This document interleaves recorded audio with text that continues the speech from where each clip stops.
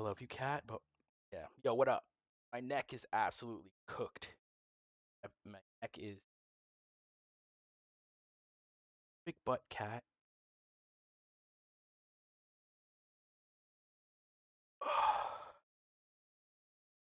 I don't know how. I don't think I've ever slept on my neck. I've, I have slept on my neck before, but not what nerve I pinched, but it's fucking pinched. Steve Simon, and I just saw you post. I had not heard of Frank Turek about a week ago, but then I stumbled across one of his videos. His 4 best arguments against evolution. And you know I love the hit back against an anti-evolution video, so that's exactly what we're going to do.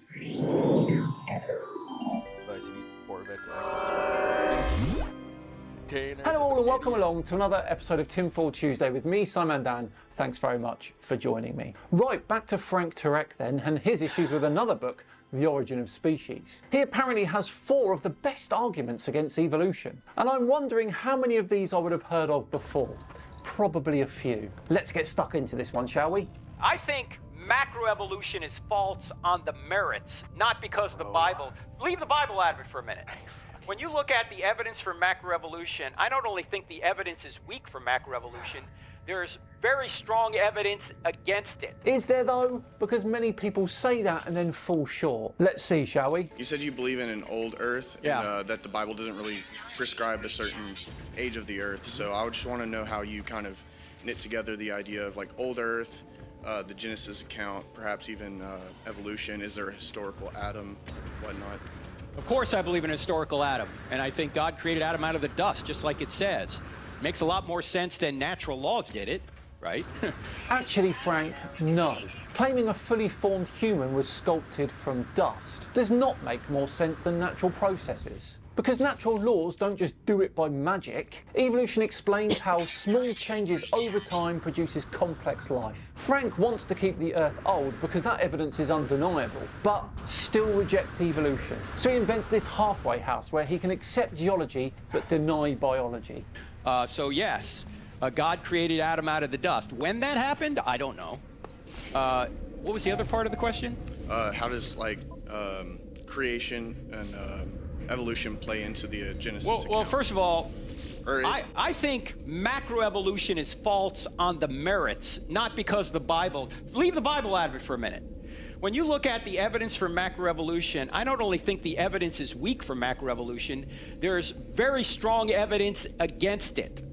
Okay? So macroevolution is about significant evolutionary changes that happen over long periods of time. Think of the difference between saying dogs can evolve different coat colours, microevolution, to dogs and bears share a common ancestor from millions of years ago, macroevolution. Now, every major field of biology supports macroevolution. Fossil records, comparative anatomy, embryology, and most of all, genetics. We can literally map the family tree of life in our DNA. That's not weak evidence, Frank. It really isn't. I'll just give you a few real quickly with the acronym LIFE, L-I-F-E. L stands for the fact that there's a limited capacity for change. Like, for example, dog breeders try and breed dogs, right? And they get a dog as small as a Chihuahua and as large as a Great Dane. But even with all their intelligence, they can't break the genus of dogs. Why do we think a non-intelligent process can break that genus, can break those limits? Doesn't make any sense, right? The old dogs stay dogs argument. Dog breeding doesn't disprove evolution, it actually proves it. Chihuahuas and Great Danes look like they belong on different planets. Yet, they're still genetically compatible. We've observed massive variation over a single species in just a few thousand years through our selective breeding. Now that's a great example of how much change can occur in a relatively small amount of time. Now imagine scaling that up over millions of years and countless generations. Those small incremental changes accumulate. That's exactly how you get what we call macroevolution. There is no invisible barrier at all from stopping a population diverging far enough to become a different species. So if selective breeding that we do with dogs in a few thousand years can stretch a species from a Chihuahua to a Great Dane, then given enough time, these changes can accumulate absolutely to the point where a new genus forms. The I stands for irreducible complexity. And Michael Behe introduced this back in 1996 with his book, Darwin's Black Box, where he points out that there are so many aspects of living things that you can't build gradually, that they're irreducibly complex, that all the pieces and all the parts have to be in place in working order to have any function at all. You can't get there gradually. Like you can't get, Richard Dawkins talked about, well, maybe our eyes were developed through some sort of gradual process where we had at first sort of light-sensitive cells, and then they eventually evolved into an eye. What Dawkins doesn't seem to realize is that light-sensitive cells are irreducibly complex themselves, and that to get to an eye, light-sensitive cells aren't a prerequisite to an eye, and you'd have to have vision the whole way through with all the parts there at the same time. So it doesn't work. The thing is, every time scientists have looked at these so-called irreducibly complex systems, they've found perfectly good evolutionary pathways for them. Frank says you can't get an eye gradually, but we've literally observed intermediate stages in nature. Some animals have nothing more than light-sensitive patches. No lens, no retina, just cells that can distinguish between light and dark. Others have simple cut-shaped eyes, giving a sense of direction of the light. Then there's pinhole eyes, lens-shaped eyes, compound eyes. It's a spectrum, not an on-off switch. And here's the thing, each step provides a survival advantage. Even a tiny ability to detect shadow or light is better than nothing at all. Natural selection builds on that advantage little by little. That is not irreducible complexity. The F stands for the fact that the fossil record does not comport with macroevolution. It comports with instantaneous creation, because according to their dating, the Cambrian explosion, where most major body phyla or body plans appear, they appear in the geological record about 530 million years ago in a geological instant. It looks more like creation rather than this long series of gradual fossils that we should find if macroevolution were true. Frank calling something a geological instant doesn't mean it happened overnight. In geological terms, the Cambrian explosion happened over 20 million years. That's longer than humans have ever existed as a species. Hardly a pop into being, is it? Second, the idea that nothing existed before the Cambrian explosion period is just wrong. We've got fossils of complex life that predate it. What changed in the Cambrian wasn't that life suddenly appeared out of nowhere, but that conditions significantly improved for fossilization. And finally, even in the Cambrian period itself, we do see gradual change. Transitional forms between major groups do exist. That explosion wasn't creation, it was diversification, fueled by an evolutionary arms race, plus an oxygen increase in ecological opportunities. This is a great problem for Darwin. He said, if my theory's true, why isn't the geological strata filled with all these intermediate fossils? He said, but don't worry, we'll investigate it and I'll be vindicated. Well, for the past 160 years, we've been investigating the fossil record, and Darwin isn't vindicated. Okay, there are huge gaps in the fossil record. Yes, Darwin admitted that the fossil record in his time was not adequate. But that was in 1859. He didn't have modern paleontology or radiometric dating or DNA analysis. What's happened in the 160 years since? Well, exactly what Darwin predicted would happen. We found a treasure trove of transitional fossils. And of course, yes, there are gaps still. Fossilization is rare. Conditions have to be perfect. And most organisms never fossilize at all. But despite that, the record we do have is packed with transitional fossils, and that maps the evolutionary story beautifully. And E stands for something known as epigenetic information, and that is the idea that there's structures in the cell that are required for life and for the cell to function that can't be modified by mutating DNA, and you can't modify epigenetic information by mutating it.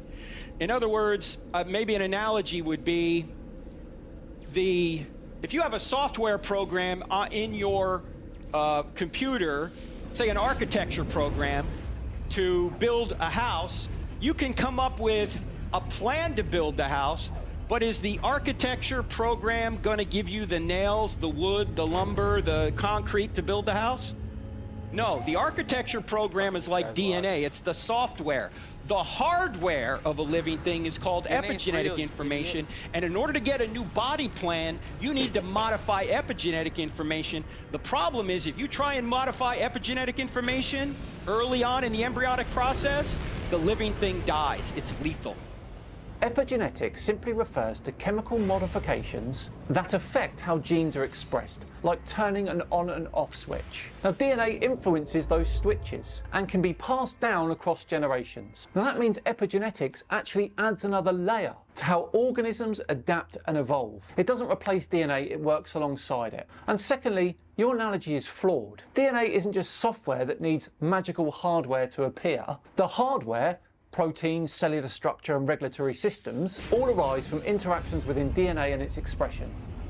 So this is why on November 7th, 2016, in London, the Royal Society called together a meeting, and the premise of the meeting was the Darwinian theory of evolution doesn't work. We need to find a new theory. So they all met there in 2016.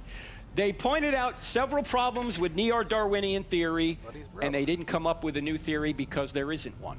This is just wrong. In 2016, the Royal Society hosted a conference on evolutionary biology. The topic, how modern discoveries like epigenetics can extend our understanding of evolution beyond the classic 20th century framework. That's not the same thing as Darwin was wrong, evolution doesn't work. Not even close to it. Every single scientist there accepted evolution as a fact. The discussion was about refining and expanding evolutionary theory with new insights, not throwing it all in the bin. Okay, so not only is the evidence for macroevolution weak, in my opinion, there's evidence against it, and I just gave you 4. I could go on. Okay, so I don't think it works. But look, let's suppose macroevolution is true. Does that mean there's no God? No. Does that mean Jesus didn't rise from the dead? No. No. So even if it's true, it doesn't defeat Christianity. And this is where the heart of the problem lies. I don't accept evolution because it defeats Christianity. I accept it because of the evidence. I don't care what Christianity or any religion thinks of it. This is the crux of the whole discussion. Many religious people feel that evolution threatens their beliefs. No evolutionist is worried about religion with respect to evolution. Even if they're religious, it doesn't enter their heads. Do you know why? Because it deals in facts and evidence. I just don't think it's true based on the merits. And if macroevolution is true, the natural laws that drive it are still created by a lawgiver who created these laws and sustains them. So you're not getting rid of God, even if it's true. Then why do you seem to be so concerned with it then? You can believe in God and still accept evidence-driven science. It's simple. So would you say, sorry to keep going, but would you say that just the world probably developed for a few million years and then God just put Adam in just a random set of time? Well, it wasn't random according to God. Of course. I don't know when Adam came into existence. There's all sorts of different theories. William Lane Craig has a theory. He wrote a book called The Historical Adam, which I haven't read yet, so I can't recommend it. I don't know. There's a 4 Views book on the historical Adam that's coming out. William Lane Craig is a contributor to it. I just got an email that it's coming out, but I haven't seen it yet because it's not out yet. So there's a lot of different views. And whichever side you come down on, it doesn't defeat Christianity. Amen. All right? All right, thank you. Thank you. Well, there we go. A very interesting insight from Frank Turek there. And I want to finish with this. Evolution works. It explains the diversity of life. It's supported by fossils, genetics and observation. And it continues to be one of the most successful scientific theories ever derived. Frank Turek's acronym LIFE ironically is lifeless when it comes to evidence. Thanks so much for watching today. It's very much appreciated. If you enjoyed it, please do subscribe to the channel. And if you really enjoyed it, a big thumbs up would be welcome too. Thank you. I've been Simon Dan. Have yourselves a great day, and I'll see you tomorrow for the return of CC. He's back. See you then.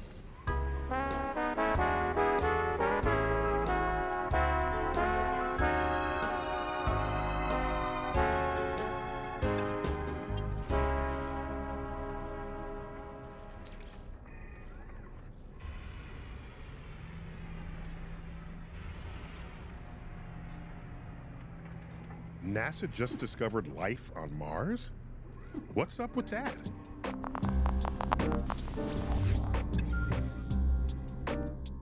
David Grinspoon. Fucking ass tights.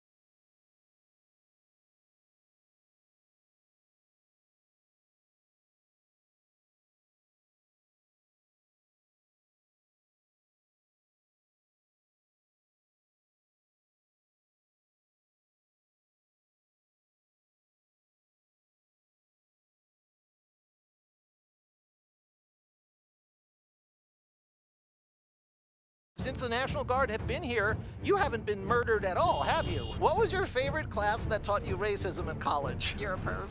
Oh, getting mad at a Muppet and calling him a pervert. Leave DSC alone. How do you feel about the National Guard in your town of Washington, D.C.? I really feel good. I mean, yeah. Oh, yeah, there go my homies. I feel that we needed it because there's a lot going on in the streets. Yeah. How do you feel about the National Guard on your streets, C-Money? Ain't nothing wrong with the National Guard. They been here all the time. To be honest with you, I have nothing to talk about. That is perfect. We do not want people who know a lot. Okay. Like, I voted for Trump, so I support everything he's doing. I love it. You're from Arizona. Do you guys have a whole bunch of guns in your house? Yes. Well, it's a good thing because a few days ago, a few months ago, you walk around with your Rolex, you get robbed and all that. But now it's kind of like, it's kind of cool. So. Yeah, it's summer now, but it's almost Canada Goose jacket robbing season. Are people friendly to you? Yes. Look, you grimace. You grimace. He went like this. Yes and no. Have people on the street giving you any shit besides me? I'm not giving you shit. I actually am really happy you're here. You think so? I am happy, yes. Okay. I mean, I'm not hard or anything, but I'm pretty happy. A lot of people are secretly saying, I can drive around my windows rolled down and no one's carjacking me. Now they can do it now. And is that a good thing? Since the National Guard have been here, you haven't been murdered at all, have you? No. Since the National Guard came, how many times have you been raped or murdered? I've never been raped and murdered. There you go. Is your neighborhood a little bit less shooty and homicidal? You can say that. Do you like law and order? Meaning people... Oh, yeah, I do. Of course I do. I'm a citizen. Let's check in with white liberal women. Do you like law and order? In what context? So how do you feel about the presence of the National Guard? On average, when we talk to liberal white girls, they do not like it. How do you feel? Yeah, I would say I don't like it. I felt 100% safe without them here. Do you live in a so-called safe neighborhood? Yes. I've always felt safe in DC, honestly. I hope that lasts a long time, because many people get rudely disillusioned sometimes, so watch your six, young lady. Sure thing. Are you watching your six? What's your rank? I'm a specialist. What does a specialist do, Melvin? Is it like a sexy type thing? I'm wearing a pussy hat! Did you expect a serious interview? You can't be playing. I know, you get demoted to, not so specialist. Yeah. Do I make eye contact with you or with... Okay. I don't. Okay. Who else is here? I don't see anyone here. Have you seen a lot of the National Guardsmen? Have you looked at their faces? Do you notice one commonality? I only see them in the metro station. Okay. Why do they all look like Travis Kelce? Why are they all trying to look like Travis Kelce with that cheesy ass porn mustache? We all love our stashes. Melvin has one, but you don't have as luxuriant a mustache as Melvin. What gives, sir? Are you sure you're able to serve? I think it's just my genetics. Can't help it. Does a mustache give you protective force? Are you vulnerable, sir, with your inability to grow facial hair? Why are you serving with a 12-year-old boy? If you had a choice, who would you rather protect your city? A 14-year-old carjacker or a National Guardsman? I'd go National Guard. Carjacker? Really? Who would you rather have protect your city, National Guard or a 12-year-old carjacker? I would rather have like the actual local police controlled by the local authorities like it has normally been, and I don't think that we need home rule. For anyone who don't remember, Trump didn't become racist until he ran for president. He also received the award, I think that was with Rosa Parks back from the NAACP. You can go back and fact check me, but gave him No, Edgar, not no time for that shit. No. Did you see the angry pink-shirted attorney? He threw a sandwich at a police officer and then he ran away like that. Have you heard about the man who threw a Subway sandwich at a police officer? Yes, he's a hero. He was caught and he got fired from the Department of Justice where he was an attorney. Oh no. Yeah, that's not respectful at all. If you had to throw a sandwich at a cop, and what would be your sandwich of choice? Would you go economy and just use a McDonald's hamburger, or go full deluxe like footlong? It's hard because I feel like my general policy is to avoid throwing sandwiches at people. So if I'm gonna throw a sandwich at somebody, I'm gonna feel bad about that and probably give them a good sandwich, right? If I had to throw one, I would choose sort of a cheeseless slider from White Castle in New Jersey. But they're not around here, so no troops are in danger from me, that's for sure. Right. What kind of sandwich would you choose? That's a really good question. This has been a debate in DC. There's a really great sandwich place over there. Yep. They do an amazing sandwich called the Crunchy Boy. Yep. It has potato chips inside of it. Yep.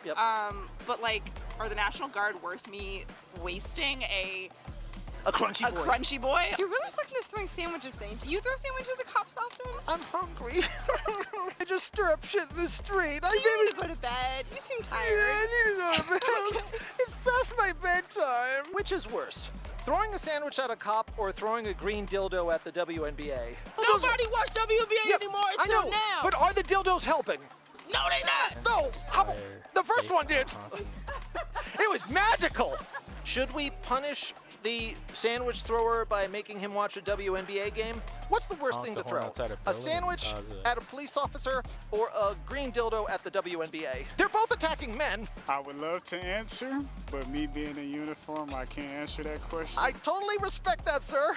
Let me try this small child. Hi. What would be my comeuppance if I threw an Oreo at you? Would you just smile and take that abuse? I'm too much of a pussy to throw a sandwich, but I have a sandwich cookie. The classic Oreo sandwich cookie. Officer 5th grade has said it's okay to throw it at him, and he's not gonna put a cap in my ass. 1, 2, leave DSC alone. Were you in the military, sir? No, but I have family members that were. Yeah, they would cut your dreads right off. That'd be a no-go, wouldn't it? Yes, it would. Yeah. You could join the Rasta force, though, I hear.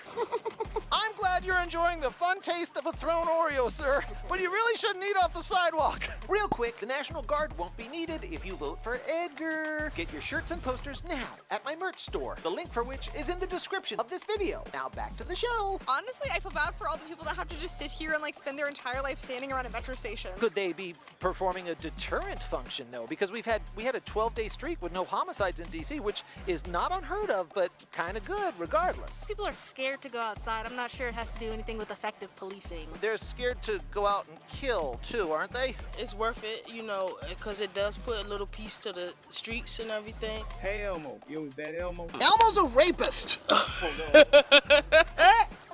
The policies that police are taught to operate under are fundamentally racist because this country is structurally racist. Let me guess, you've been to college. Yeah. You speak like a college student, that's all. They always talk about structural and systemic. What was your favorite class that taught you racism in college? How many black lives do you think have been saved so far by having the National Guard here? I mean, we had 12 days without a homicide.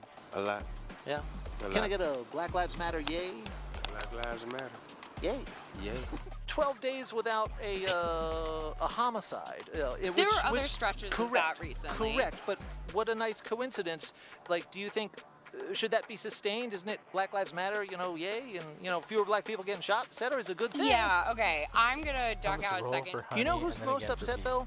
It's affluent white liberals who don't have to face all this freaking gun crime.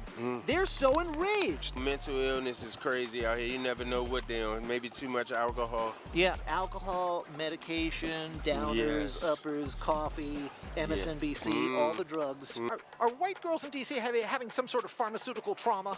That's a good question. Yeah, it's a good question because I'm fucking right. So, hi, baby. You're in favor of throwing sandwiches at cops. I'm in favor of political protest, yes. Who do you call if someone breaks into your house? Leave the bio, yeah. No one's broken into my house, so I This haven't is a had that experience. hypothetical question. It deals with things that may or may not have happened, though. Do you understand hypotheticals? I do understand hypotheticals. I have a liberal arts degree. Smash or pass National Guard? Yeah, I'm not answering that. You don't answer That's it. You're a perv. Aww. We just talked to a cranky white bitch across the street who is super mad. Yeah, do you want to talk to her? We could drag your ass over there and chat with her, set her straight, say, listen, girl, you need to get off those SSRIs. You need to listen to my sister here, because maybe there's a middle ground between having a big old stupid liberal arts degree from your stupid freaking school and getting mad at a Muppet and calling him a pervert when he's just trying to bring justice and truth. Yeah, she called me a pervert. No! Yeah. Well, I did make a dumb joke about throwing a dildo at the WNBA, so maybe she's right. What did she say? She said I was a pervert. Really? Yeah. It's No, I probably... don't think so. I think you're cool. No, it's probably because I have a fist up my ass. Why are you touching my eyeball? Greetings, bitches. I got an episode coming where I went to Colorado to ask conservatives some very raunchy questions. And I might have been breastfed by a 101-year-old woman. It's a bit foggy. Anyway, Anyway, to enjoy this full-length episode, join the Blue Crew. For just a few bucks a month, you'll access these member-exclusive videos, watch my new episodes days earlier, and get 20% off Edgar merch. Wow! And if you really, really want to support my journalisms, you can join at True Blue level. It's just a few bucks more, and I'll credit you at the end of the episode. Now, let's thank the following True Blues for supporting my journalisms. Ivan Yamil Nahir Kasem, Beyond My Echo, Threat Level Midnight Z, Old Jank Spirit 42, Kinsley, Love Me a Shit Show, El Jefe, Imagine Brawley 81, Courtney Conover, Ben Oppenheimer, Kilopodos, Alexis Machine, Sally Wabbit, Vindicta, Scrine, Patrick Carroll, Good Doggy, Hyper Bum Fuzzle, and King Yellow. What do you think about that? Come back here!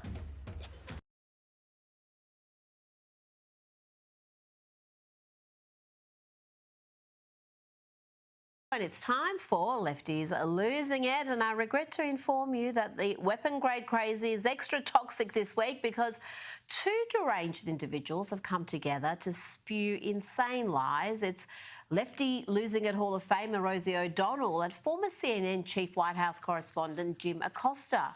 They are now reduced to this. Let's start with Mad Banshee Rosie's crazy claims about who else but Donald Trump. He paid $1 billion to Jeffrey Epstein over the time of their friendship. $1 billion. You know, before he brings more troops into Chicago and harasses brown-skinned people, before he breaks more of the Constitution apart, before he starts having people get killed, we have to do something, America. Yeah. And it's I agree. He agrees. Jim Acosta agrees. What is she suggesting there, Jim? More acts of violence, more riots, more assassination attempts? And let's not forget, Jim Acosta served as CNN's chief White House correspondent for years. But even he flinches here when Rosie calls the US president a pedophile. This is incredible. And Rosie, I hope for your sake, Donald Trump doesn't sue you for this slander, though you richly deserve it. Wake up. Yeah. Wake up. Our president is a serial pedophile rapist, and that's what he is. And in America, you're allowed to have an opinion. You're allowed to say what you think. That's what our country was founded on. Yeah. Come on. Oh, dear Rosie, you are entitled to an opinion, but you're not entitled to spew your sick, delusional fantasies when they involve defamation. There are legal remedies for that. Now to a current CNN anchor, Abby Phillips, who is schooled here about Social Security by Ben Shapiro. This is embarrassing. When you're talking about, hold on, when you're talking about the government paying, you're talking about Social Security, Yes. which is people's money. Well, it is. Well, it is not the money you paid in. It's the system that they pay into. Well, no, you're you calling. Okay. Yes, but believe me, I pay a lot. I know I pay into Social Security. I don't know about I promise you, the amount that people are taking out is not the amount that is going in, which is why we are going bankrupt. Okay, but it's not the government just handing out a blank check. No, it's the government borrowing money to pay. Well, you pay in X dollars, and then you get multiple times X dollars when you retire. That is how the system works. It is not a lockbox. Now to another former CNN anchor who's now producing their own online content, Don Lemon. Here he is with Democrat beta boy Harry Sisson, and they're coming to save democracy.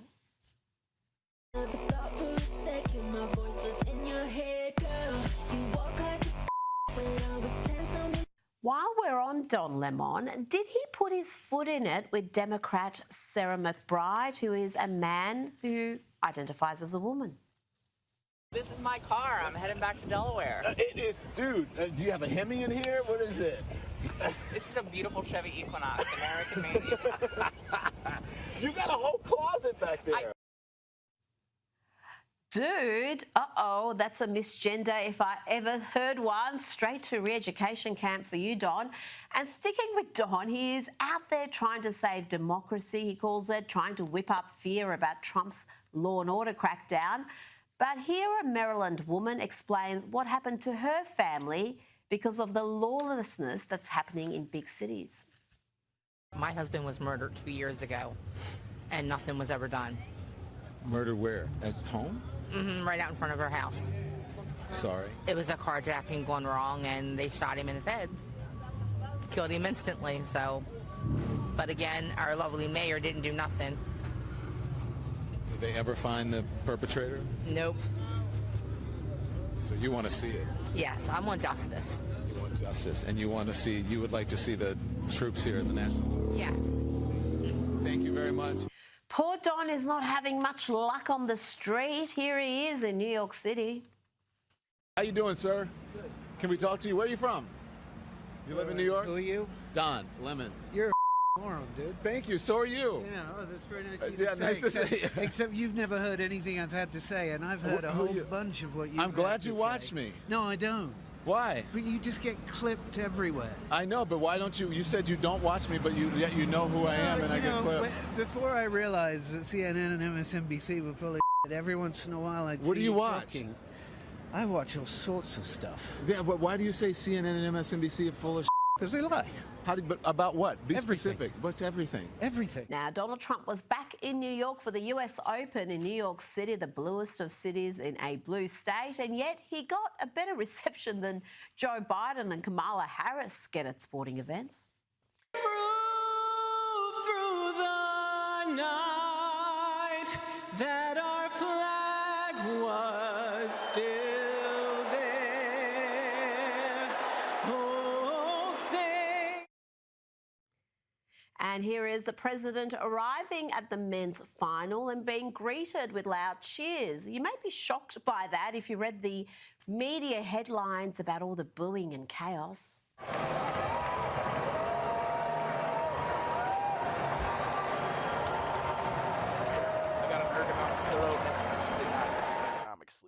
Then the president signed some hats for fans. Again, this is New York City. That's what's shocking about this. And as POTUS walked through the crowd, chants of Kirk went down. Oh, fuck. Buddy Kirk assassinated. Harsh assassin. Oh.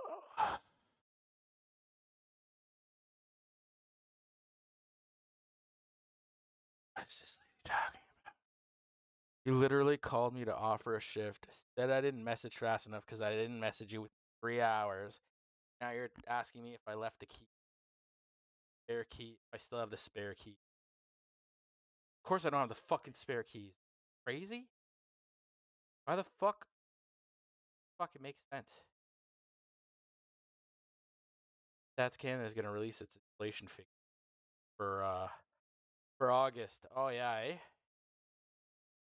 Yeah, you've been releasing figures for how long now? Stats Canada is usually always 2 years behind, and apparently they've been bullshitting us anyway about the fucking job loss in the economy. So, what's the Lips Canadian? Let's see what bakes on.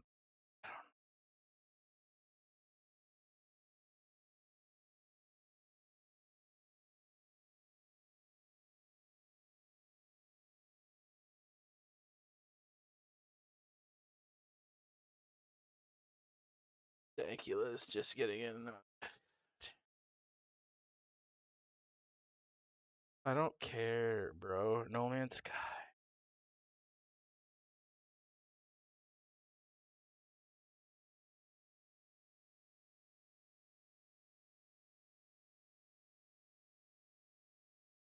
Let's listen to this black belt barrister.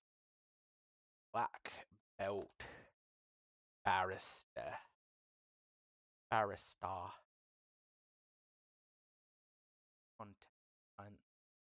You really couldn't make this up, but it must make any sensible person seriously question the leadership and the governing of this country. So Keir Starmer has dodged this 3-hour emergency debate over the appointment of Peter Mandelson as ambassador to the United States. He didn't even bother to show up. I don't know what that kind of leadership that shows you, but he just left it to other ministers to answer questions. Now, all of this hangs over the appointment of Peter Mandelson as ambassador to the United States, regardless of his connections to Jeffrey Epstein, convicted paedophile, regardless of the warnings of the emails that were going to be published and the contents that show the extent of that relationship between them, and regardless of Keir Starmer standing accused of overruling and perhaps ignoring security concerns allegedly by MI5 over his appointment in the first place. And despite him continuing to blame other people for all of this issue, he just hasn't bothered to attend this debate today, which is ongoing as we speak. Oh, and by the way, the one in, one out migrant flights to deport migrants that Labour's been harping on about recently, yesterday and today, have both been cancelled. So I'll come back to those in a minute. But first of all, if you do like brutally honest approach to what's going on in the law, the media, and of course politics, please do subscribe to the channel. I would be really grateful. But if I can borrow Keir Starmer's words, when there is a problem and you ignore a problem, he says as follows. Pretending there isn't a problem is part of the problem, Prime Minister. Now, of course, that was Keir Starmer in opposition, having a go at Rishi Sunak, as he made quite a habit of doing. But as he said, and I agree with him completely, pretending that there isn't a problem is part of the problem. There are two problems here. First of all, I said in reverse order, I said that these migrant flights were likely to come up against this problem of being cancelled at the last minute due to protests, due to legal challenges, or even threats of legal challenges. And this is what I said not just one day ago. These such claims could well block these deportations at the last minute. Now, I would suggest that if that happens, and I strongly suspect that there's going to be at the very least an attempt to make this happen, then this could really spell disaster for Keir Starmer, because this... And here we are. Not only did that flight yesterday not take place, because apparently there was, from what I read at least, there was one migrant due on that flight, but it was cancelled at last minute because of the threats and protests by the charity, the threats of legal action, that is. And apparently today's flight has also been cancelled. So I read in the Telegraph, the deportation flights, one in, one out, have been cancelled for a second day after the legal challenges and protests. The Home Office had planned to return migrants on commercial Air France flights from Heathrow to Paris every day this week. However, flights yesterday and today have left without any migrants on board after last-minute legal challenges and protests from these charities. This delay is, as I said it would be, a blow to Keir Starmer as he seeks to put this new deal into action to serve as a deterrent to Channel crossings. Now, I said when it was first announced, I don't think it's going to be much of a deterrent at all, because one in, one out, and with the limited numbers, this just wasn't going to be a deterrent in any event. With more than 31,000 migrants now having crossed into England in 2025 alone. This is the highest number at this point of the year since the first arrivals came in 2018. And if that wasn't bad enough, they can't even manage to deport anyone who is arrested to be deported back to France, having been convicted of rape of a 14-year-old girl in France in his absence, who is now fighting extradition in the UK because they say that his prison cell in Paris might be too small. Abdullah Madze, 36 years old, was arrested under the Extradition Act 2003 after a warrant was issued by France for the rape of a minor. He was convicted in his absence of raping a teenager and given 5 years in prison, but still has retrial rights. He appeared at Westminster Magistrates Court wearing a grey prison clothes, accompanied by an Afghan interpreter, and the lawyer argued on his behalf that his case might pass the threshold for Article 3 of the ECHR, which says that no one will be subjected to torture or inhumane or degrading treatment or punishment, and that there was a real risk that he'll be detained in a space fewer than 3 meters square if he's sent back to Paris, either to serve his sentence or to face a retrial.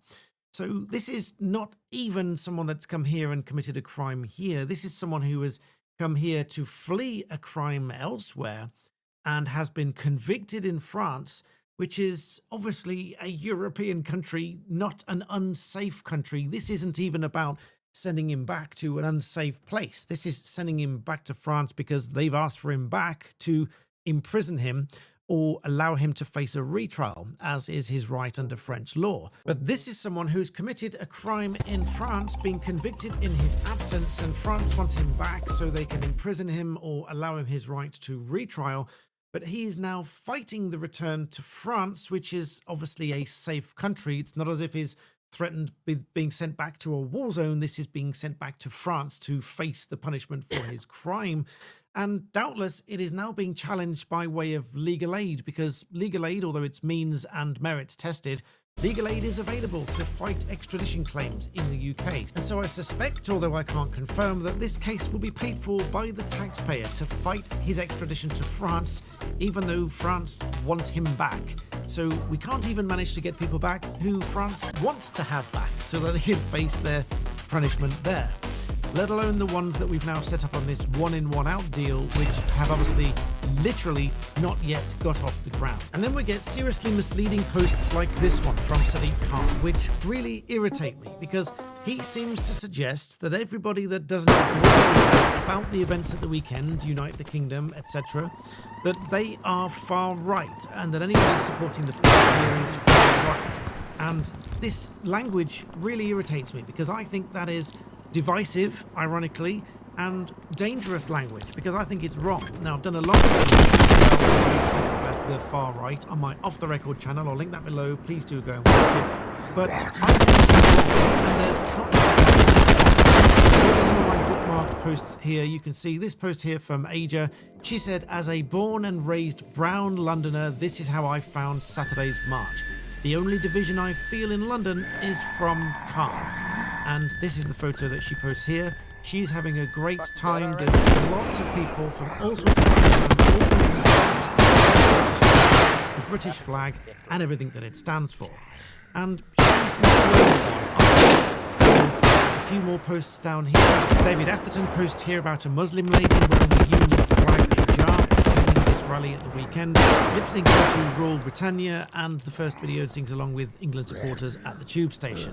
In her bio, David says, it says, "Patriotic British Muslim Arab. Every human life matters." And you can go and find and watch her TikTok videos here, Khadija.Brown. She's obviously having a great time around lots of other people celebrating British culture.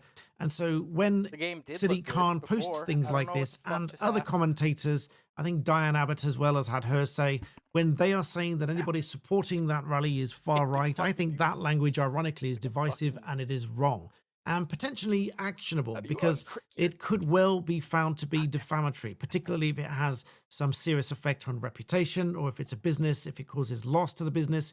It could well be actionable language. So anyway, I don't think that'll be the last update for the day, but that's how it's going so far. So subscribe for more. I'll let you know what happens. I'll see you in the next one. All right, thanks, bruv. The game just took shit on me. I just never gonna. Something seriously has to change in the UK because there are so many things across the country, across the systems that are just broken and don't work. And I'm going to share with you some stories and examples in this video, both personally and those that I've learned in my time as a lawyer, the tricks and the cons that people use in the system to trick the system, to manipulate the system, and just how the system is broken. And if the hundreds of thousands of people, at a good estimate, we don't really know how many were there, but as a good estimate at how many people were at Unite the Kingdom yesterday, and the different responses to it tell you an awful lot about what people really think and what the real problems are. Because there were at least hundreds of thousands of people there yesterday at Unite the Kingdom, and you cannot possibly tell me that every single one of them was a far-right, fascist, racist, thug, or whatever. That is just absolute nonsense. There are simply not that many people that could possibly share extreme views, all gathered together at one place, waving our British flag. And as somebody noted in the comments, how ironic it would be that people are cheering and applauding the British flag being waved at the proms and other events, and yet they come to some rally like this and suddenly they think they are right-wing racists. Now, that is just utterly ridiculous. Now, there's some things that I may not agree with that were said yesterday. Utterly ridiculous.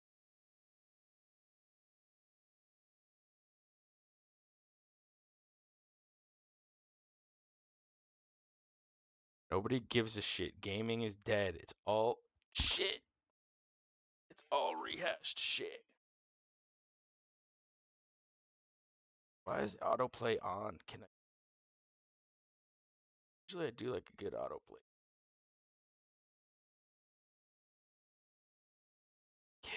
What do you mean, what happened to him? He's always been a fucking author. The author alone. Andrew, posted. Fucking.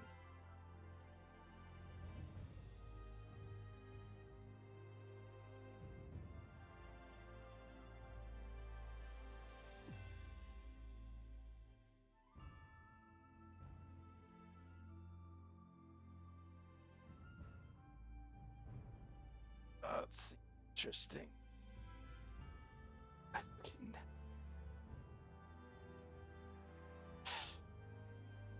Sure. So the point I was just trying to make is that with the CRC program, there's an explicit policy to bar a certain demographic, that is able-bodied white men. Well, it appears that Canada's scientific community is turning against the DEI, claiming that it hampers and harms their research. Welcome back to the Canadian Shield. My name is Sterling.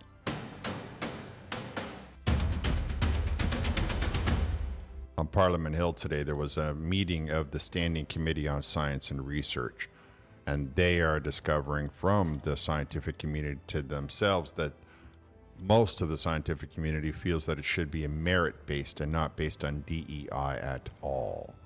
We're going to hear from a couple of the experts as they explain in their own words what they think of the DEI and how it applies to their field.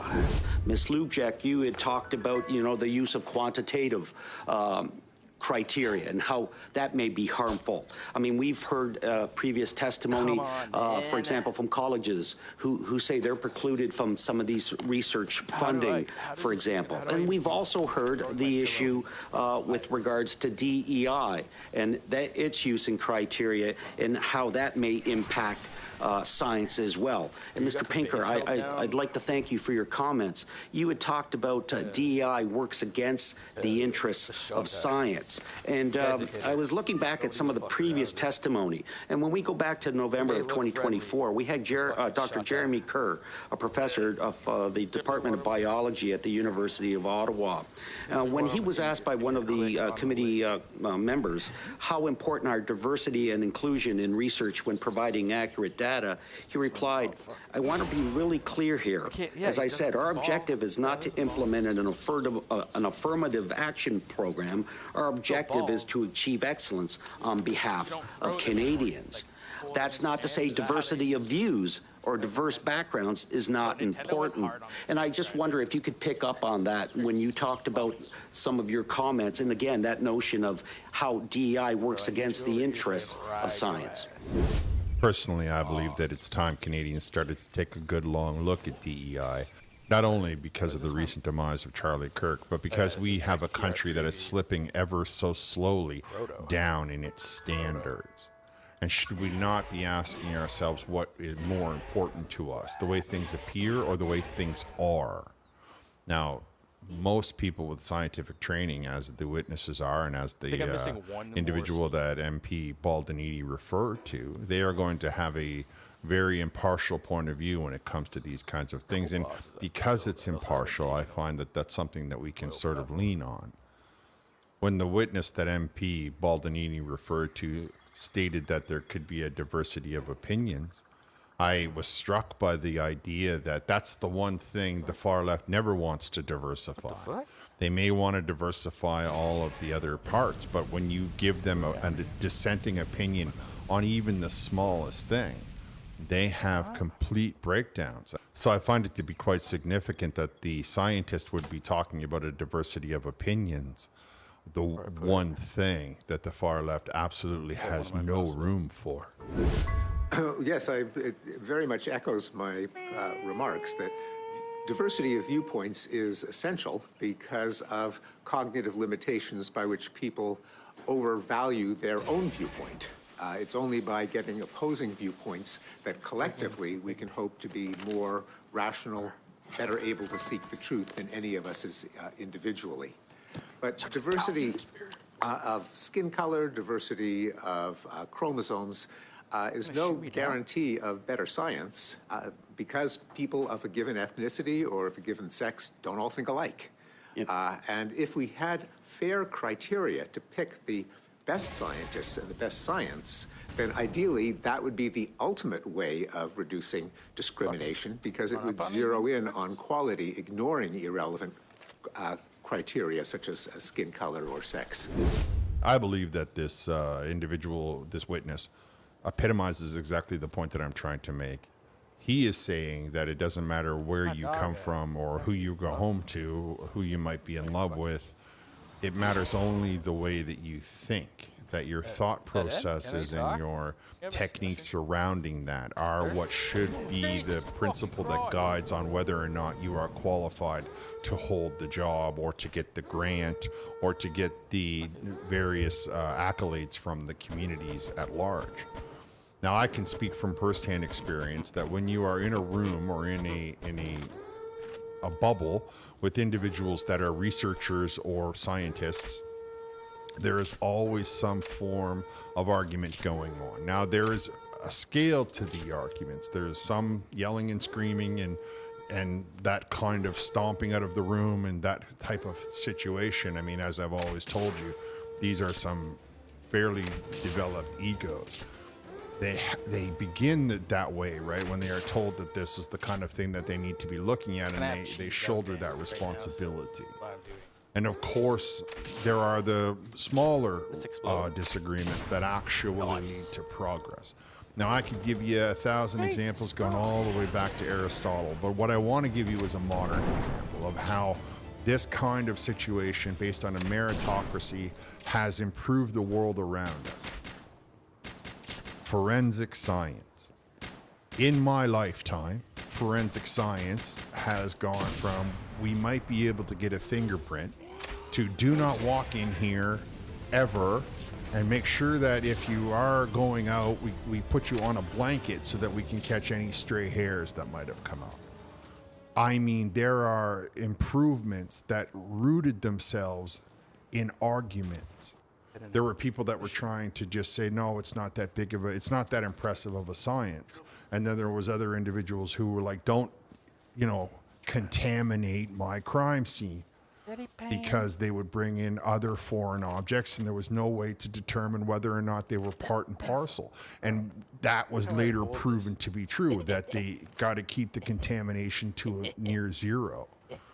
That is why the forensic science is what it is today. That is why we are able to go into situations and prove these crimes, some of them very bad in some situations. This I see personally as an improvement in the quality and caliber of world that we are living in.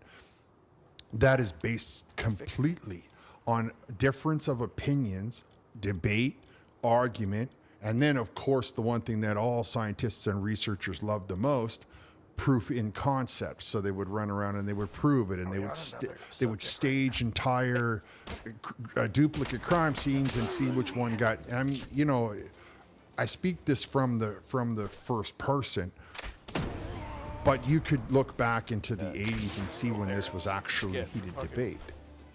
And of course, that I believe is what he is attempting to say. Diversity of opinion matters. Diversity of everything else does not. Professor Sharif, you had also mentioned that I think your comment was barriers to equal access harm all. And so closing doors rather than opening them is harmful in the use of the criteria. Can you just expand on that a little bit more? Sure. So the point I was just trying to make is that with the CRC program, there's an explicit policy to bar a certain demographic, that is able-bodied white men, from being nominated for these chairs, using these chairs to attract them or retain them in Canada. And I feel that whenever you shrink the pool of talent that you are picking from, you're more likely to miss out on the most talented individuals. So I don't think it's something that we should explicitly restrict in any means. Well, and to your point, thank you for that. I mean, it also leads to faulty science. I mean, I was reading an article from Jeff Forsman. He's an associate professor of chemistry and biochemistry at Wilfrid Laurier University. And he's basically saying, talking to a colleague, I have made my peace with EDI, this colleague said to him. I will lie about my most deeply held beliefs or convictions on paper in order to get funding. If you believe in merit and competency, they're basically saying, shut up, just lie on your application to get the funding. I mean, that doesn't advance science. I mean, what we're having now is individuals having being put in a position that they know unless they tick off a box, they're not going to get their program funded. I was just wondering if you could elaborate on that. Universities require so-called diversity statements, in which an applicant for a professorship has to basically endorse the policies of DEI, including racial preferences, and has to endorse the critical social justice theory as to why there are racial disparities. Now, I've had students who've had ChatGPT write their diversity statements because they could not honestly fill them out. It would go against their conscience to say things that they knew were not true, but they knew they would be blackballed and eliminated from a job if they expressed their true opinions. That's one of the reasons why many universities, including now my own, Harvard, has gotten rid of diversity statements. But also, I think it is a peculiar version of social justice that says that the composition of a scientific body, a university body, a pool of funded scientists has to match the demographics of the population at large. It leads to, I think, rather monstrous consequences, like saying there are too many Asians on this committee, or too many Asians are getting funded, or too many Jews, or too many Sikhs, or too many Arabs. It is just not going to be the case that every ethnic group, every sex is going to be perfectly represented in proportion to their membership in the population. But if we are truly seeking equality, that should not matter. We don't have to count. There may be discrepancies. They can go in different directions. But if we're funding the best science, we get the best science.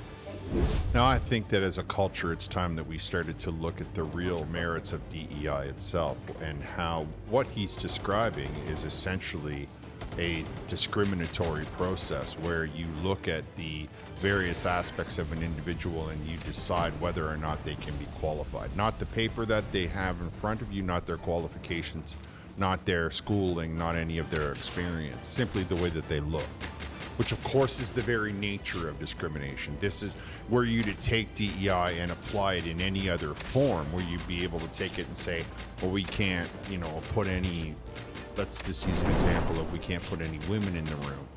That would be considered discriminatory. So how come it is that the culture all of a sudden has decided it's okay to discriminate against one specific sect of its population?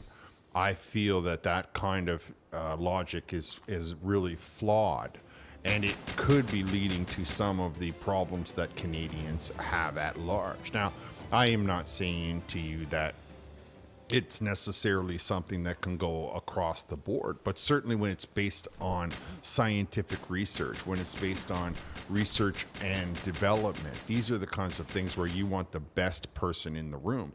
You don't want the person who's just ticked off a couple of boxes. Of course, this guy mentions how it's Harvard, and we all know, or many of us know, that Donald Trump actually had to put Harvard in their place, and that it wasn't that long ago, maybe a couple of months, that Harvard was full bore with the DEI.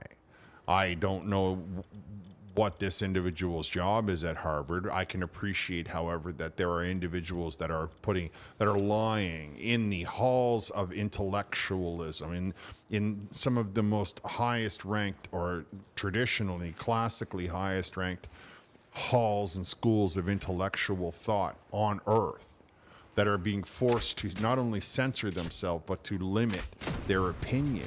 And we can see now how DEI and censorship and freedom of speech are all meshed together as one big melting pot, as one big conglomerate. Because we have here some of the smartest people, maybe not technically, but in theory, limiting what they have to say, checking to get a robot or a computer to extrapolate from 1,000 different documents what they have to say, rather than put a falsity down on paper, rather than tell something that they don't feel in their ethics to be a good position for them to take. And so now we use DEI to limit free speech. Now all of a sudden DEI is not only limiting or shortening the careers of people, but it is also limiting people's creative process. And so by its very nature, it goes against the concept of research and development. It goes against the concept of scientific inquiry. because by only through question, answer, trial, and error can we achieve many of the things that we are looking at as we call technological breakthroughs today. This microphone, for example, how many times was it tested?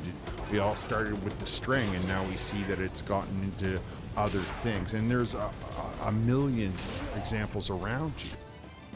But it all begins with trial and error, and inside of that trial and error, we must be permitted to express ourselves. And we must further not limit who is given access to that trial and error. We must pick who has access to that based on the best and the brightest, not on the way an individual looks or what they may or may not say on a document, as you heard them say as these, what do you call it, diversity statements. Imagine how many times an individual sat down on a Sunday to try and hammer out one of those and still hold on to their ethical position. Imagine how many times people handed one of those in and lost just a little bit of their honor as they did so in an effort to pursue a career or in an effort to stay on track for where they were, just hold on to their job. Appreciate the kind of poison and the kind of destruction that form of thinking can allow to run through a system or a institution. Now, I understand that it's people want an opportunity, but I think what we really need to start to realize is that not everybody can do everything, and that's okay. Everybody can do something, but not everybody can do everything, and acceptance of that could be the smartest way forward with this. To accept the fact that you might not be the smartest person in the room, to accept the fact that you might be too short to play basketball, or you might be too big to be a race car driver or a jockey, or any of a million examples I could give you. But I think you get the point. When we're talking about scientific inquiry, when we're talking about research and development, when we're talking about these individuals attempting to solve some of the greatest problems that are confronting the planet, and we bring that down and scale it down to Canada, where we are an economic problem, we have a border problem. I mean, the list of problems that Canada has, and we can point a finger and we can say who is what, but solving those problems is going to require open and free debate, a diversity of thought. And I don't see the diversity of thought sitting in the House of Commons on the one side of the aisle. I don't see them at all, the Liberal Party, willing to accept anybody's thoughts but their own. Especially some of those ministers are just so narrow-minded, it doesn't even merit discussion. However, I believe that all of you can see that from where you're sitting just as easily as I am. And I think that it's important that if we hear the intellectuals saying that there's a problem, we can all agree that there must be a problem. And if there is a problem and we all agree on it, perhaps it's time that we just looked at a new system, a system that would put in place the greatest ability to find solutions to our situations and our issues and our problems. That's just my opinion. You can let me know what your opinion is down in the comments. I would encourage all of you to like, subscribe, hit the notification bell, share this channel with all of your socials. I'm going to wrap here. Thank you for listening. I'll talk to you next time. Please like and subscribe, please. I don't give a shit.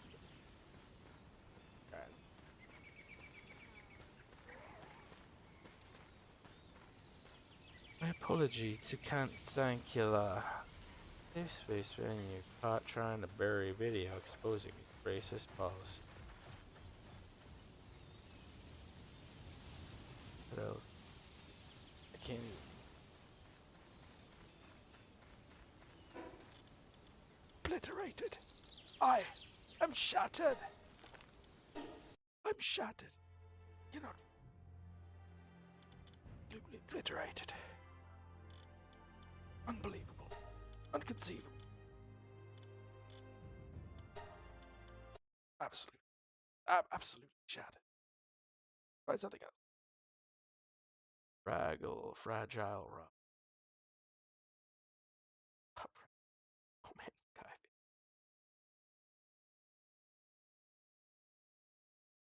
Rock comes clean about. Okay. What is he coming clean about? Nobody can fucking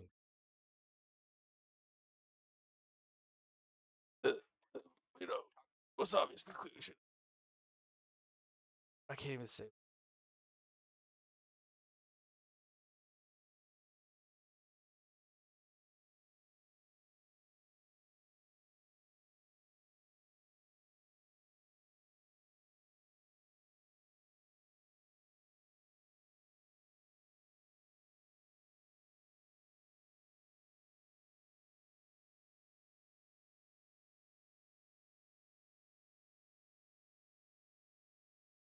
Kind of like Caleb.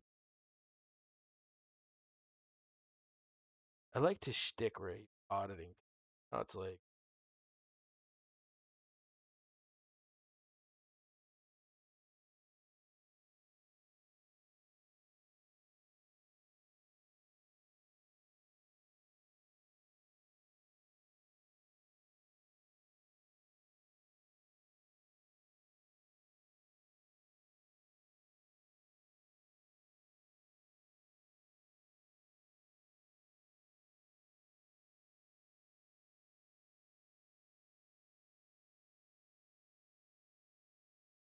I get we could watch Caleb.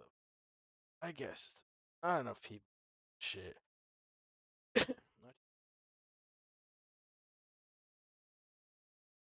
Yeah, that's that. So intelligent. I've been on YouTube for how long? Like what?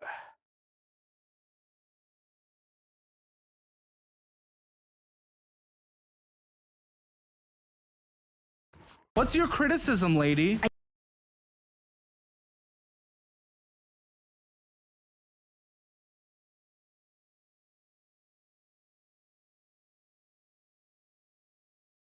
What's your criticism, lady?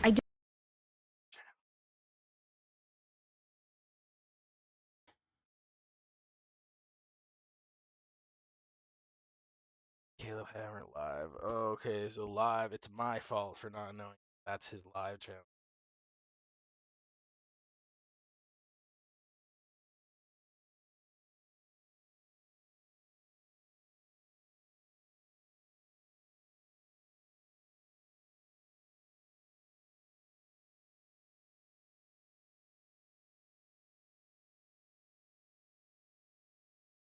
Yeah, Apple Face office.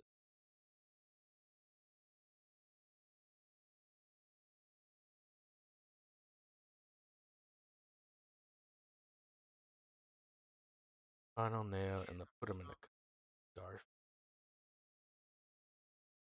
Man, Sky, you have Star Citizen. 5 years. For Hammer community. Edit. Cheers.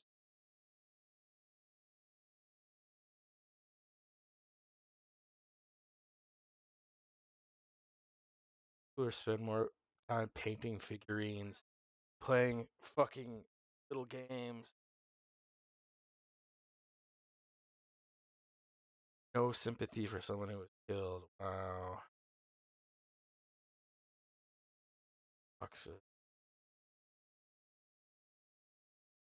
Yeah, this guy looks fuck. Is that the boxer? MMA. Yeah, but the MMA guy's got to have a good stand-up game. I don't know. MMA guy's gonna have to go. I want to see that. That's a cool. Street Beast family, it's your boy Scarface here. I got my man, the killer himself, Q, one of the best in the gym, our favorite boxer, if you will. All right, now listen. Q loves the sport of boxing. He getting ready to fight in the yard this week. He wants to do boxing, I think. I want him to try MMA for the first time. We're going to play a game. If I win the game, I get to choose MMA or boxing. If he wins, he gets to choose, and we know he's going to choose boxing. Boxing by far. So let's see here. Let's go. First play, only play. All right. You win that shit? It is what it is. One more. You know what? Fuck it. I'm still going to do MMA. We win it, baby. Let's get it. Okay, so I lost that. Won the first one, lost the second. My man chose MMA.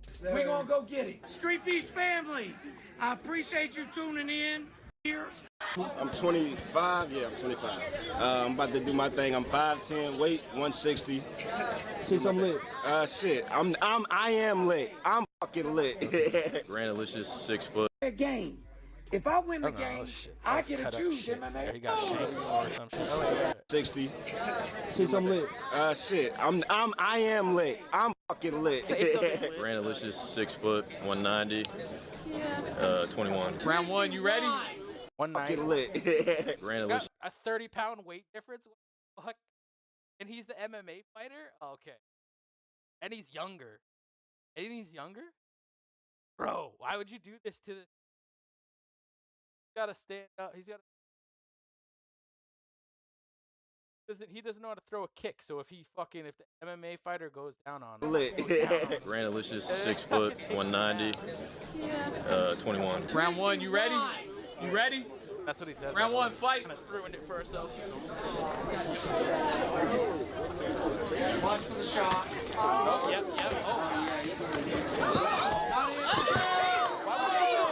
Close out, Justice. Yeah.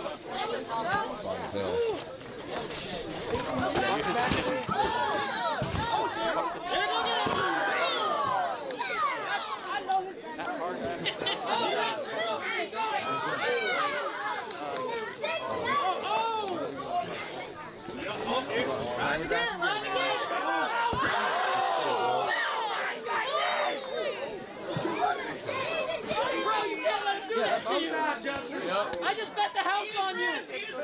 Don't sell my parlay. Oh, turn him over. You got it. Dig deep. Slip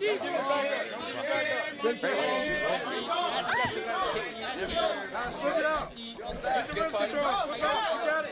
Stay good. Don't turn your back. Keep your chin up. Keep your chin up. Yeah, keep it tough. Keep your chin up. Turn it into Grab his dick and twist it. Pinch his nipple. Hip up. Bridge. Get him off of you. Hip up. Bridge. 1 minute. Roll up. 1 minute. You got 60 seconds. Oh my goodness. Okay. Lock in. Dig deep. Why'd you back off? Still breathing. This one. Go good. Bro, the box. Good job. Higher. Kick it. 30 seconds. Oh my God. What is that?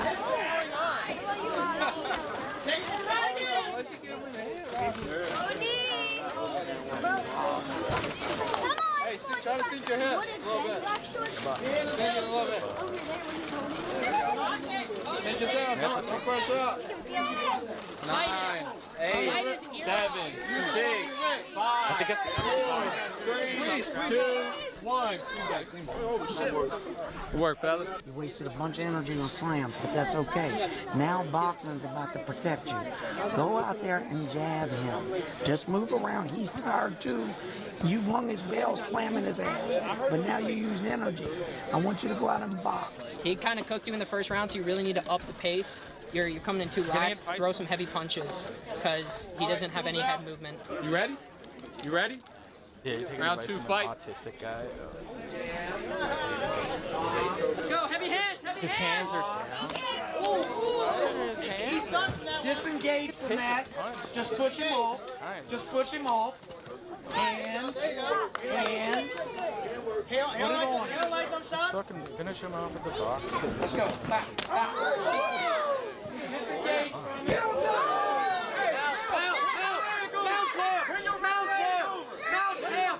Mount him. Get your knee over his leg. Mount him. Take your right arm. Mount him. His leg. He went. Mount him. It just hit me, bro. It just hit me.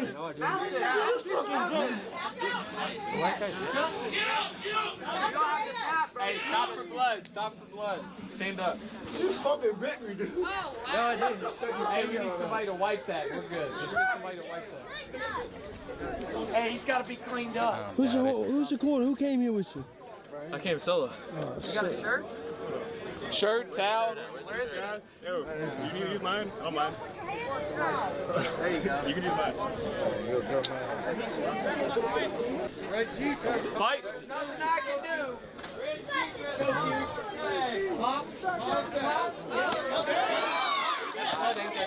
Body.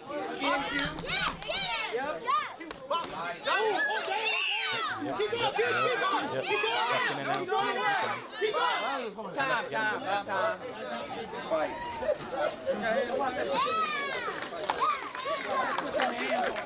You know symptoms of concussion? You start to feel sick. You start to feel tired. You know, don't be a tough guy. yeah. Right. Go to the hospital. Fought a good fight. Sorry, I couldn't get that hold. I tried. That's all right. That dude's tough. He is tough. Good fight. Good fucking fight, bro. You're tough shit, bro. You're a dumb man. I didn't mean to get your finger. Sorry. Winner, stop it. That wasn't a good. That was a fucking awful fight. This guy fucking obliterated this guy. He looks back for what?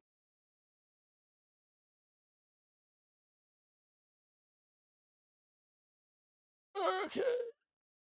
I thought the MMA. They made it look like it was like a legit MMA fighter. This is some retard who came out of nowhere by himself. Was like, I fight MMA. Yeah. Martial arts, you do boxing. You know, judo, karate, something, anything. Oh yeah, for sure. MMA, bro. No MMA. That's the bad thing about MMA. Even my old sensei, karate, were like, now it's all about MMA, but if your teacher is just some retard who goes MMA, and he has no fucking background in any martial arts, and he has no fucking, you're basically doing bullshit. Also, record up here. Okay. Step chips. Oh wow, crazy. Crazy.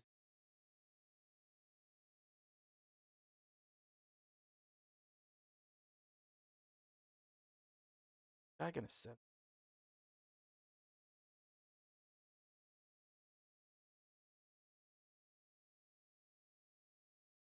Spray this on your PC. Okay.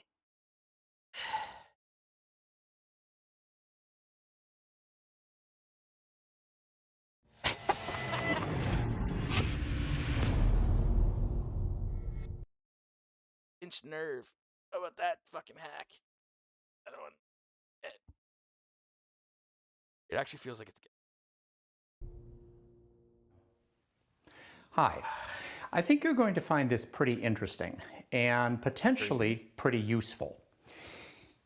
Alex and I love to eat, and we also really like to cook. And over the years, we've gotten a bit better. Now, which one of us is the best? Well, it's Alex.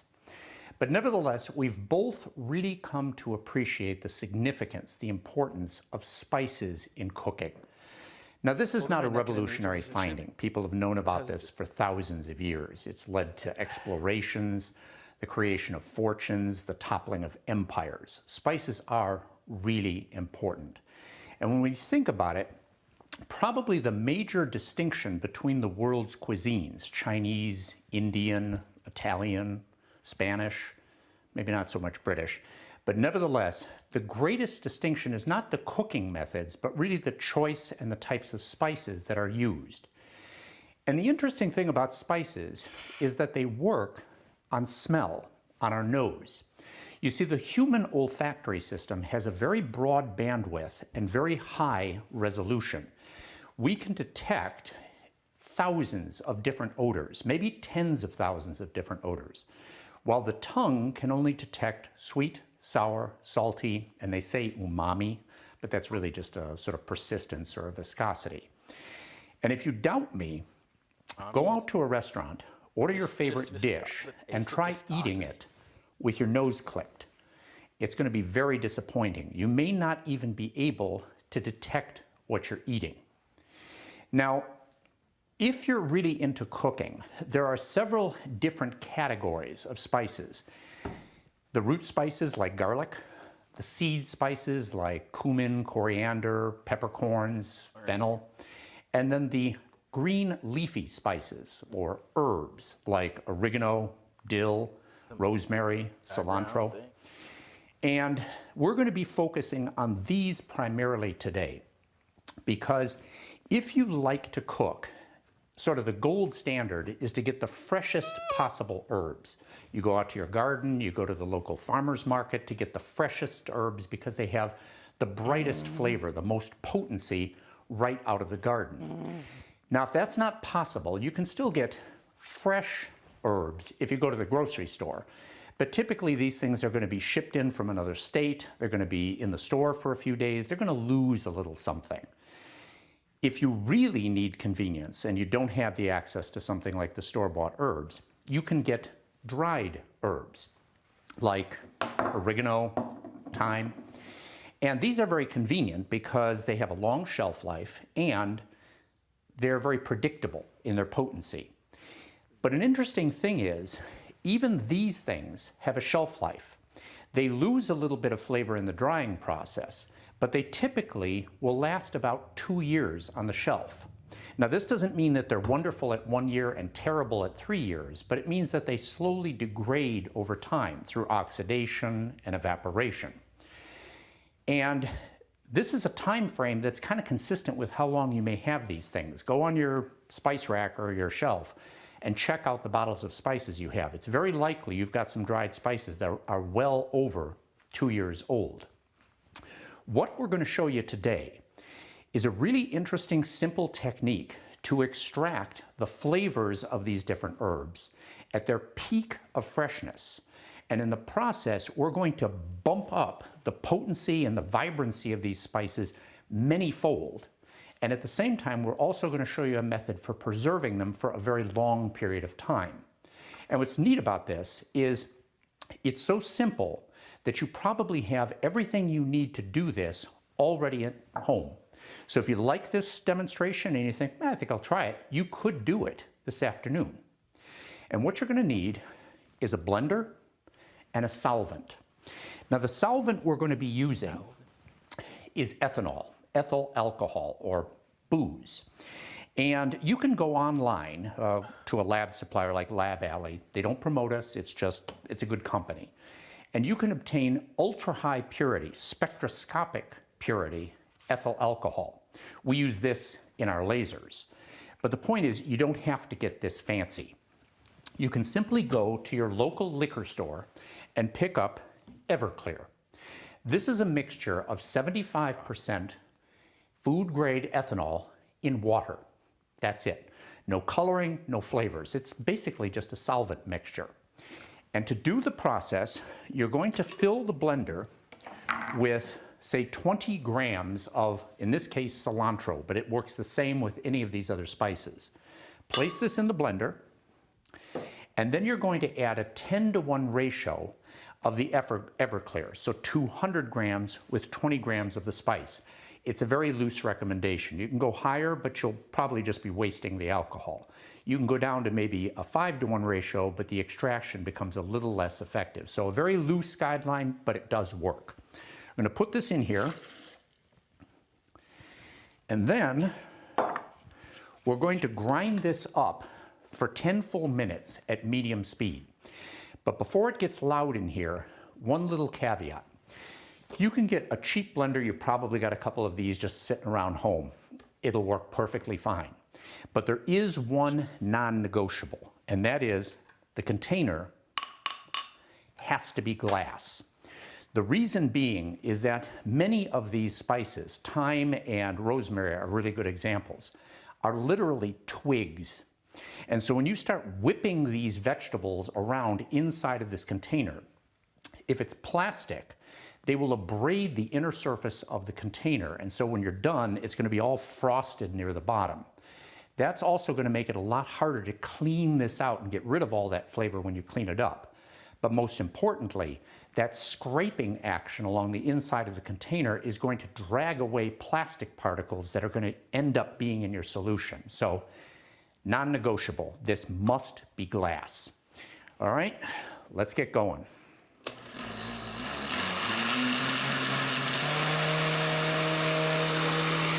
See ya in 10 minutes.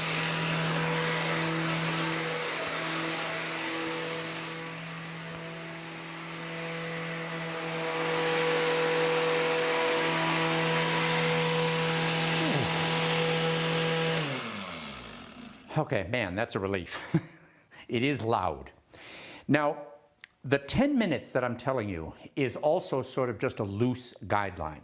I found that if you let this go any longer, you don't really get any more extraction. And if you go down to 3 or 4 minutes, not so good. And the real reason why I've limited it to 10 minutes instead of, say, 12 or 13 minutes is there's so much frictional heating in this process of grinding up all this plant matter that this gets quite warm. It's about 45 degrees Celsius. And so if it gets very warm, we're going to evaporate some of the alcohol and some of the volatiles in the cilantro. We don't want to lose that. So 10 minutes, if you really want to experiment and go longer, just give it some time to cool off between runs, but it really isn't necessary. So now you take this off of here. Yeah, it's warm. And you're going to pour this into a tall jar. You can use a ball jar. You can use anything that you can seal. We're going to pour this in here. And then, like I said, that percentage or that 10-to-1 ratio is kind of loose. This is more Everclear, and I'm just going to give it a little rinse to get all that goodness out of there. Good. Now, seal this up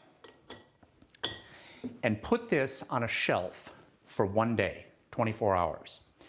The reason for doing that is that as vigorous as this mixing action is, it's only 10 minutes of contact time between the solvent and the plants.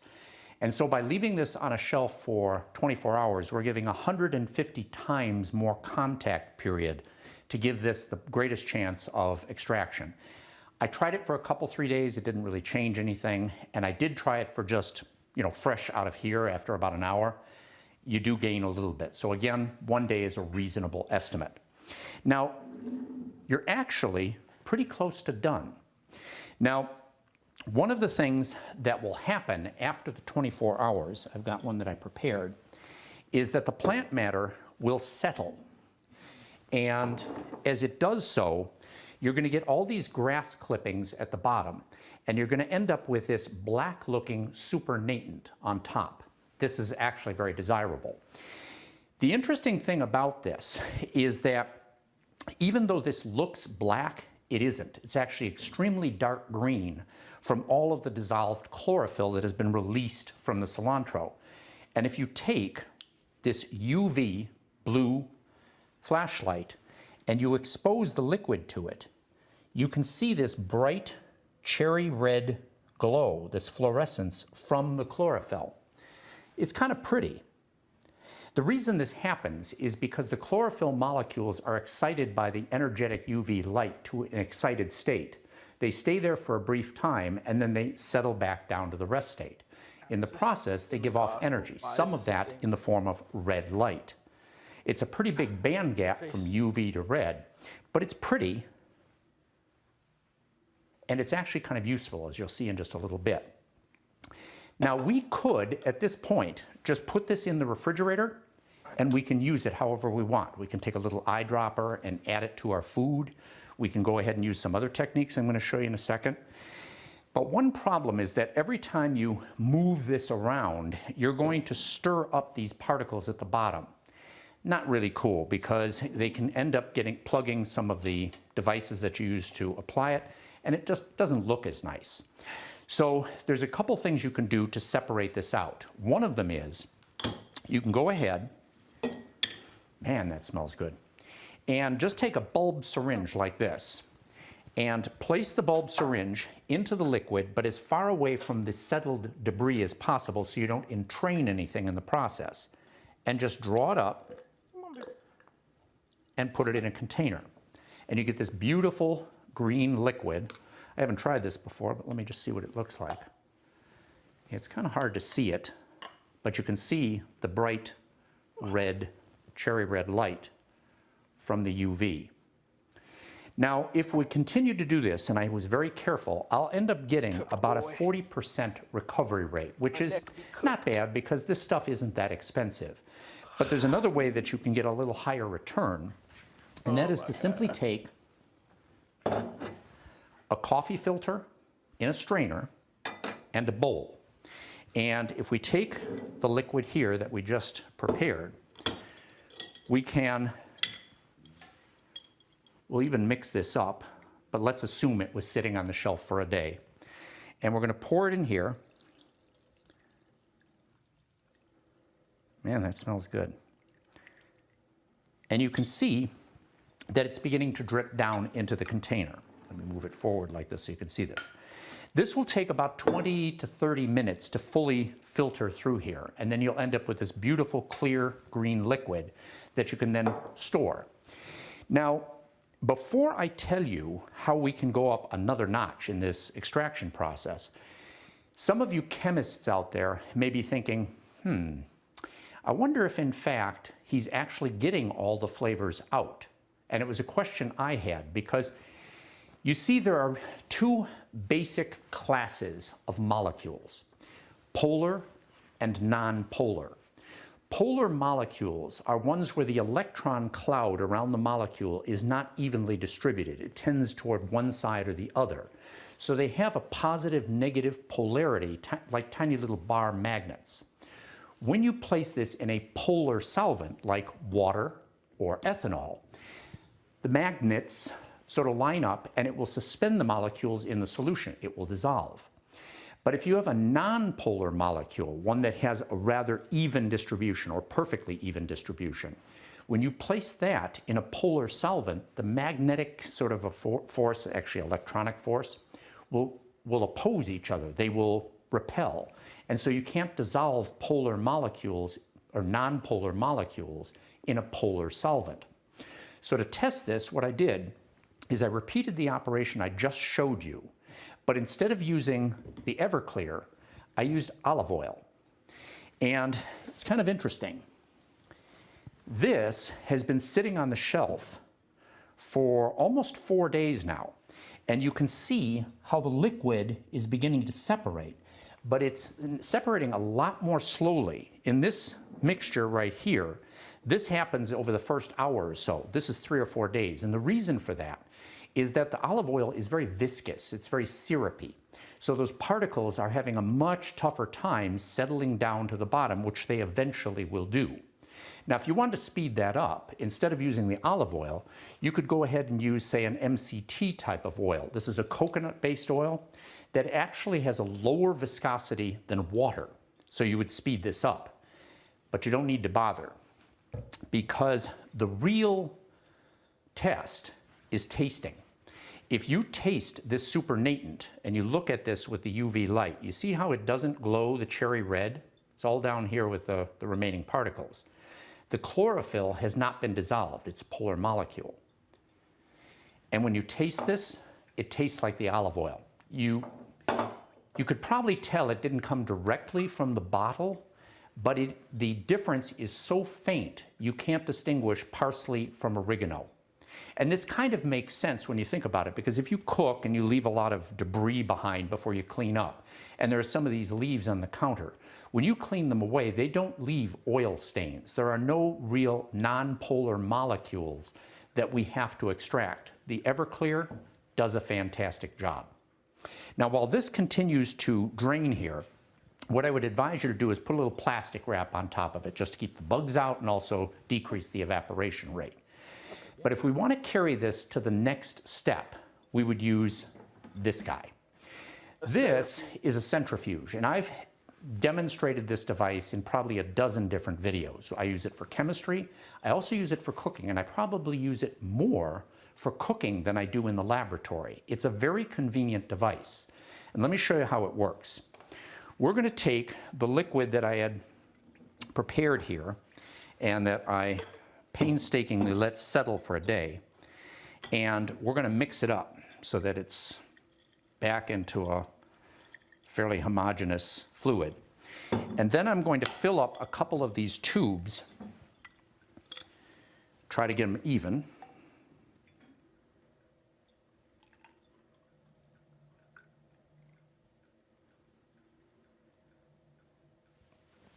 Pretty good. But the real test is the second one. Yes. And I'll do another one.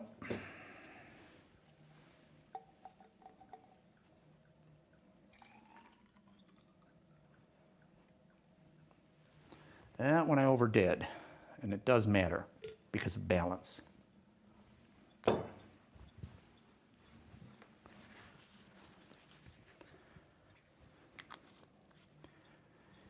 then we're going to put this in here, and we're going to let this run for 20 minutes. This is a really neat tool, and I think you're going to like it. If it turns out that I've convinced you that a centrifuge might be useful, you can pick up a relatively small centrifuge like this on Amazon for about $200. So it's not cheap, but compared to a lot of cooking equipment that you use, it's in the ballpark. So it's a reasonable alternative. And if you do decide to buy a centrifuge, there are two parameters that you need to look at beside the price. One is G-forces. Sometimes the people that market these devices will give you an RPM. And that's useful because the force produced by the centrifuge, the G-forces, is proportional to the radius of the rotor and the RPM. So just giving an RPM rating doesn't tell you how much force or acceleration it's going to produce. For the same RPM, a larger rotor will have higher G-forces at the edge. So you want to make sure that when they're quoting the performance of the centrifuge, they're quoting G-forces, not RPM. The other parameter is capacity. You can get a really small, inexpensive centrifuge that can handle like 5 or 10 milliliter vials instead of these 50 milliliter vials. And those are very useful if you've got a hematology lab. But if you're trying to do something in a kitchen or a shop like this, it's just not practical. The problem is that you want the most capacity you possibly can get, because as you see, when I just filled this thing up, you don't have to use all that capacity. We just put in 2 tubes, but it's very nice to have them. And the problem is that when you get to 300 milliliters, you pretty much maxed out the sort of low-cost centrifuges. Once you get up to higher capacities, and they're available, you're moving into the $1,000+ range. And that is one of the reasons why we built this. Okay, so if you have an interest in a centrifuge and have an application where a 50 milliliter bottle or a 300 milliliter capacity may not cut it, in our next video, we're going to show you how to construct a far larger centrifuge with a capacity of 8,000 milliliters. The design is relatively simple, it's intuitive, and it's relatively low cost. Stay tuned.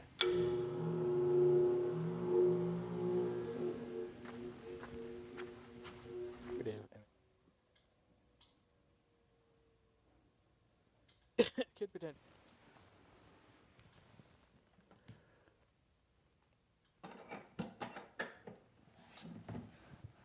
All right. All right, so let's take a look and see what we did. Now, if you look carefully at this, you can see this sort of debris against one side and the clarity on the other side. What's happened here is under 2,000 Gs of acceleration instead of 1 G of settling, the particles are forced together and they squeeze out the liquid. So instead of a 40% recovery with the bulb, 60% recovery with the filter, we get over 90% 90–95% recovery of the liquid because we've squeezed everything together. And what you can then do, if you take the liquid and you pour this out like this, it's beautiful, you'll notice that the particles stay in the bottom. In laboratory parlance, this is called the pellet. The fibers have been squeezed down so hard together that they form sort of a solid mass. Now you can clean this out. You can get a bottle brush, or sometimes if you just tap this down hard, you can get most of this out and you can reuse this. So there's no consumables. You could use this as much as you want, except you obviously are going to have to do a lot of runs if you're doing a small capacity like 300 milliliters. Now, the really fascinating part about this is this clear liquid has a tremendous amount of flavor. It's far more than the fresh spices or herbs. And you might wonder, like, well, why should it be even more? Well, think about it. We've taken these herbs, we've placed it in a blender, whipped it around tens of thousands of times with knife-sharp blades, and then with all that torn apart cellular structure, we've soaked it for 24 hours in solvent. When you take the leaves and you put them in your mouth, you crunch down a couple of times, your saliva mixes, a little bit of the vapor gets up into the nose, and you can taste it. But the vast majority of that herb ends up in your stomach. You never get to taste it. So this is far, far more powerful, much brighter, much more vibrant. It tastes exactly like the original spice. It's no different in terms of its nature, its quality. It's just far more potent. So when you use this, you want to be careful, because if you take a little bit of this out and you put it in your food, you may be surprised at how potent it is. You may have to practice a little bit just because of the intensity. But what I would say roughly is it's about a 10-to-1 ratio. So if you started with, say, 20 grams of this, it would be equivalent of 200 grams of the original herb. So it's a much more efficient way to use this in order to cook. Now, you might wonder what you're going to do with this. One way to apply it is with this, or you can try to drizzle it on or use a little teaspoon. But I found a really convenient method, and I'd highly recommend it. Get yourself a bottle and a sprayer and a funnel. Fill the bottle with the liquid that you filtered, like this.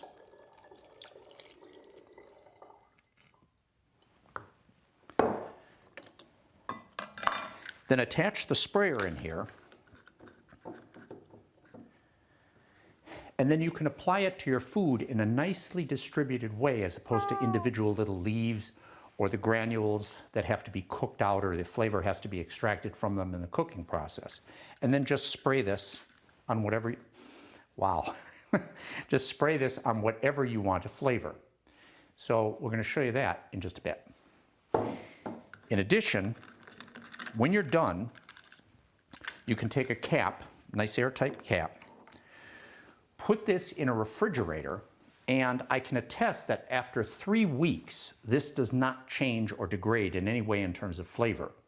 And because of the high alcohol content in the solvent, you can put this in a freezer, and I suspect this will remain good for years. Odds are you're going to run out of it long before it turns bad.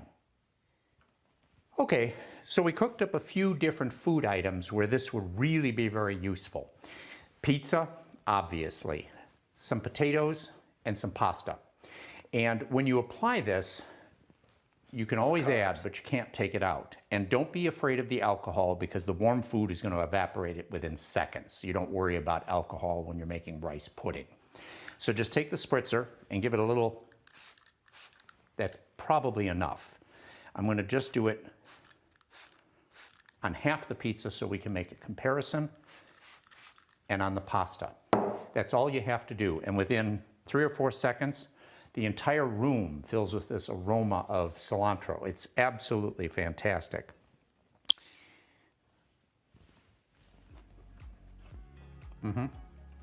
Yeah, you gotta try this. Explain. Hopefully you found this. Bro, Yeah. go into details. Yeah, that'll do. Flavors. Oh, you gotta try one of the pizzas. Yeah, but I'll make a mess. We'll eat it when we're done. Bottom line is, this kind of technique does not necessarily replace the fresh herbs because there's a nice aesthetic when you put the little green leaves on top. It looks pretty, especially when you're doing, say, a baked potato and you have chives or you have some parsley in your soup. That looks good. But if you're looking for flavor, fresh flavor of the herbs, this is an excellent technique. And if you store this in the refrigerator or the freezer, it's always going to be available to you and you don't have to go. Watch something about food. I was like, oh, this is amazing. Good, and it's like flavor. This is good flavor. The flavor is delicious. It smells like cilantro, but this flavor is so fucking delicious. You need to try this. I'm not gonna describe what the flavor is. Any fucking descriptive anything, but flavor.